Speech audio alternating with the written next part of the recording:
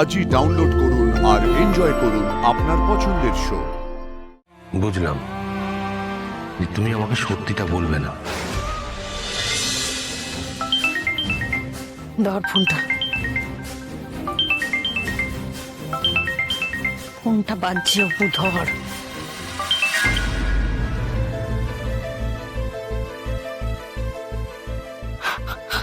হ্যাঁ স্যার। সব ঠিক আছে? All good?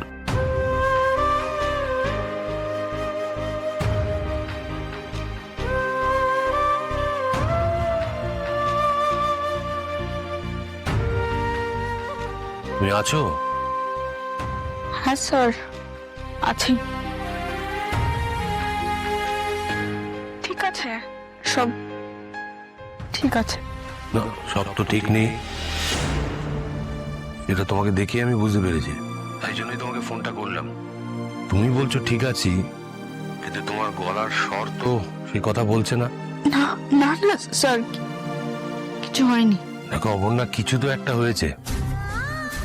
আমি তো একটু হলেও তোমাকে চিনি, তোমাকে দেখে আমি সেটা বুঝতে পেরেছিলাম হসপিটালে। আর সেটা যে শুধু আমার মনে হয়েছে এমনটা নয়, মায়েরও মনে হয়েছে। দেখো, আমার নিজের অস্বস্তি হচ্ছিল, তাই জন্যই তোমাকে এত রাত্রে ফোন করলাম। আমি বুঝতে পারছি তুমি হয়তো বলতে পারছো না, অথবা তুমি বলতেই চাইছো না আমাকে। আমি মানছি যে তোমার বাবাকে নিয়ে তোমার টেনশন আছে, সেটা তো স্বাভাবিক, থাকাটাই স্বাভাবিক। কিন্তু আমি তোমার চোখে মুখে একটা কষ্ট দেখেছি, কোনো একটা যন্ত্রণা, যেটা তুমি চেপে রাখার চেষ্টা করছো, আমাকে বলছো না। সেটা কি, আমি কি জানতে পারি? আমার সব চিন্তা বাবাকে নিয়ে স্যার। আসলে যে মানুষটা সকাল থেকে ছোটাছুটি করে, সেই মানুষটা হসপিটালের বেডে ওরকম ভাবে শুয়ে আছে, হাতে জানি দেখি খুব কষ্ট হচ্ছে। বুঝলাম। কি বুঝলাম বলো তো? যে তুমি আমাকে সত্যিটা বলবে না। এটা সত্যি কথা নয় অপর্ণা। বেশ ঠিক আছে, বলো না। তোমার যদি পরে মনে হয় তাহলে বলো, আমি তোমাকে জোর করছি না। আগে আমি সকালবেলা যাব হসপিটালে, সতীনাথ বাবুকে ডিসচার্জ করা হবে, আমি তোমাদের বাড়িতে ছেড়ে দিয়ে আসবো। স্যার আমি কাল অফিসে। হ্যাঁ জানি তুমি অফিসে আসতে পারবে না, এটা তো স্বাভাবিক। আচ্ছা শোনো, তুমি যদি চাও তাহলে আরো 2-3 দিন অফ নিতে পারো। তুমি অফিসে নাও। না, আমার ছুটি লাগবে না স্যার।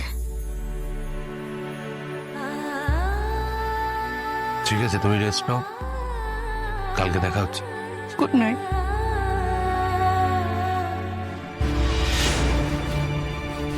শুতে চল।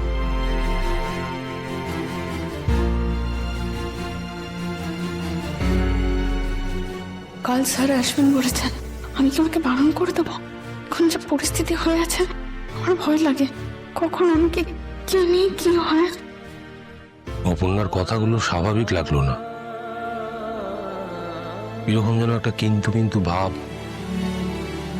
যেন জোর করে কথা বলছে। কিছু তো একটা হয়েছে, যেটা ও আমাকে বলতে পারছে না। না, এবার চিন্তা হচ্ছে অপর্ণাকে নিয়ে। কি হয়েছে ওর?